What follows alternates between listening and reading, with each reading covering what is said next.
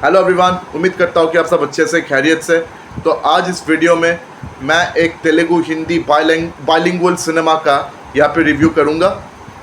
मैं आप सबका शुभिन चक्रवर्ती हाजिर हुआ हूँ डेकॉइट सिनेमा का रिव्यू लेकर। तो इस सिनेमा में लीड रोल में हमें नज़र आते हैं शेषाद्रि और मृणाल ठाकुर। इस फिल्म के डायरेक्टर है शनिल देव। तो शनिल देव और शेषाद्रि इन दोनों ने एक साथ इससे पहले भी काम किया, लेकिन शनिल देव ने बतौर सिनेमाटोग्राफर काम किया और बतौर एक्टर भी उन्होंने काम किया था। तो पहली बार इनको एज अ डायरेक्टर काम करने का मौका मिला। और शेषाद्रि एज यूजुअल इस फिल्म का इन्होंने स्टोरी, स्क्रीन प्ले सब कुछ लिखा। तो इन दोनों के अलावा और भी कई सारे एक्टर एक्ट्रेसेस इस सिनेमा में शामिल है। जैन मेरी खान, अनुराग कश्यप, प्रकाश राज, अतुल कुलकर्णी। तो ऐसे बहुत सारे एक्टर एक्ट्रेसेस इस सिनेमा में मौजूद है।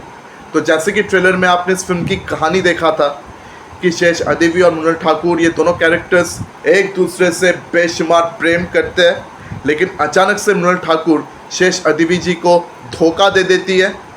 शेषाद्रि जी के खिलाफ मतलब कंप्लेंट करती है पुलिस के पास, और उसके तहत शेषाद्रि जी को मतलब झूठा इल्ज़ाम के चक्कर में जेल की सज़ा काटनी पड़ी। तो अब जेल से निकल के उनका सबसे पहला जो मतलब इच्छा है वो है मृणाल ठाकुर से बदला लेना।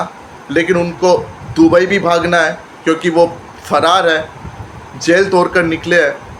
तो उनको दुबई भागना है, उसके लिए उनको पैसे भी बहुत चाहिए और मृणाल ठाकुर से उस धोखे का बदला भी चाहिए। तो क्या है कि जब मृणाल ठाकुर से वो कन्फ्रंट करते हैं तो हमें पता लगता है कि मृणाल ठाकुर जो है उनकी ज़िंदगी कुछ अच्छी नहीं चल रही है। उनकी शादी हो चुकी है, उनकी एक बेटी है, पर उसके बावजूद उनकी ज़िंदगी प्रॉब्लम से घिरी हुई है। उनके पति बीमार है, इलाज के लिए बहुत पैसे चाहिए। और जब शेषाद्रि जी जेल से बाहर निकले तब कोविड का मतलब ये लॉकडाउन चल रहा था। तो उस चक्कर में मतलब आपको तो पता ही है उस वक्त मतलब बेड्स पाना कितना मुश्किल था, कितने सारे कोविड पेशेंट्स मतलब एडमिट हो रहे थे, और चीज़ों की स्केर्सिटी उस वक्त कितना मतलब अफेक्ट कर रहा था हॉस्पिटल के सारे लोगों को। तमाम डॉक्टर्स और पेशेंट्स के लिए ज़िंदगी कितनी मुश्किल थी उस वक्त, आपको तो पता ही है। तो उस वक्त को यहाँ पर बैकड्रॉप के तौर पर दिखाया गया, और उनके पति भी बीमार है ऐसे में, और उनके इलाज के लिए बहुत पैसे चाहिए। उतने पैसे मृणाल ठाकुर के पास तो है नहीं, तो उतने पैसे उनको कहाँ से मिलेंगे। तो शेषाद्रि जी जब उनसे कन्फ्रंट करते हैं तो दोनों मिलकर तय करते हैं कि ये दोनों मिलकर डकैती करेंगे। तो उसके बाद से ये दोनों डकैती करने के लिए निकल पड़ते हैं। तो उसके चक्कर में उनका आमना सामना पुलिस ऑफिसर से हो जाता है। तो अनुराग कश्यप पुलिस ऑफिसर का रोल निभाते हैं, और उनकी बेटी वो भी पुलिस ऑफिसर है, उनके रोल में जैन मेरी खान दिखती है। तो अब उनसे सामना हो जाता है। प्रकाश राज का भी एक्चुअली में एक इम्पॉर्टेंट रोल है इस फिल्म में। तो इस फिल्म के पॉजिटिव पॉइंट्स भी है और नेगेटिव पॉइंट्स भी है, लेकिन सवाल ये है क्या ये सिनेमा शेषाद्रि जी के करियर का सबसे अच्छे फिल्मों में से एक है या नहीं। ऑनेस्टली अगर आप मुझसे पूछे तो शेषाद्रि जी ने जितने सारे फिल्मों में काम किया बतौर लीड एक्टर, तो उन फिल्मों में से डकैत जो है उनके करियर का सबसे ख़राब फिल्म साबित होता है। ये फिल्म बहुत घटिया है, देखने लायक नहीं है, ऐसा मत समझिए। ये फिल्म मॉडरेटली अच्छा है या average film, decent one time decent watch आप इसको समझ सकते हैं।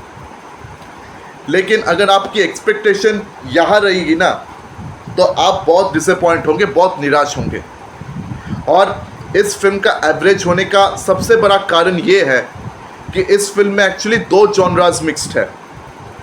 एक तो है इमोशनल सागा, ये लव स्टोरी है, dacoit a love story film का जो टाइटल है, एक प्रेम कथा।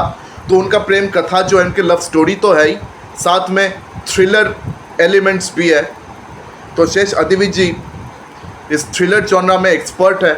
चाहे आप सनम देखिए, गुटाचरी देखिए या एवरू देख लीजिए। मेजर तो मतलब बायोग्राफिकल इमोशनल ड्रामा था, वो थ्रिलर नहीं था। हिट टू वो भी थ्रिलर था। तो खैर, डेकॉइट एक तरफ से थ्रिलर फिल्म बनने की कोशिश करता है और दूसरे तरफ से ये इमोशनल सागा बनने की भी कोशिश करता है। और इन दोनों मतलब जॉनराज में प्रॉपर बैलेंस नहीं है। इन दोनों जॉनराज में प्रॉपर बैलेंस नहीं दिखा। और इन दोनों जॉनराज में जब प्रॉपर बैलेंस नहीं दिखा तो कहीं ना कहीं ये फिल्म जो बहुत बढ़िया बन सकता था वो एवरेज बन के रह गया। तो शेष अदिविजी ने इससे पहले जितने भी काम किए बतौर लीड एक्टर, बहुत बढ़िया फिल्मों में उन्होंने काम किया है। उनका स्क्रिप्ट सेंस बहुत बढ़िया होता है। तो यहाँ भी मतलब स्क्रिप्ट मैं ये नहीं कहूँगा कि घटिया है, मतलब अच्छा ही था, लेकिन ये और अच्छा हो सकता था।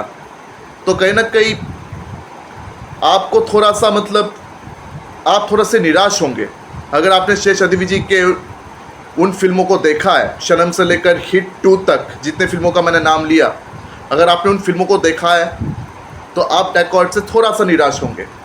और डेकॉइट शेष अदिविजी के करियर का सबसे महंगा सिनेमा है। 65 करोड़ बजट है ऐसा कहा जा रहा है, और कुछ लोगों का ये भी मानना है कि इस फिल्म का बजट 90 करोड़ तक भी पहुंच गया। 65 से मतलब 90 करोड़ के घर में बजट है इस फिल्म का।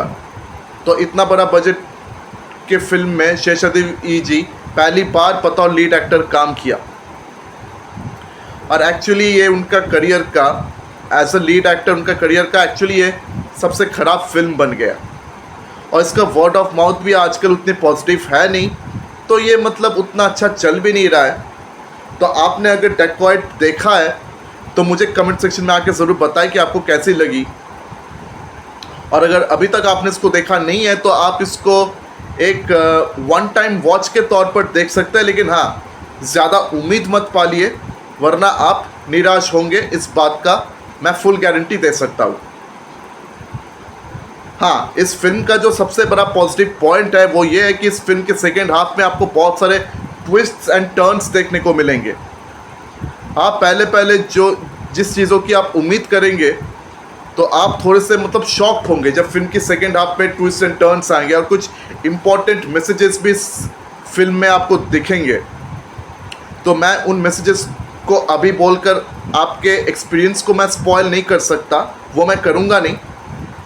लेकिन हाँ, कुछ इंपॉर्टेंट ट्विस्ट एंड टर्न्स है जो आपके चेहरे में थोड़ा सा मतलब आपको थोड़ा सा मतलब इम्प्रेस कर सकता है, और इस फिल्म को एक्चुअली घटिया होने से बचा भी लेता है। मतलब अच्छा हुआ कि ये फिल्म एवरेज हुआ, घटिया नहीं हुआ, ऐसा फीलिंग आपको आएगी।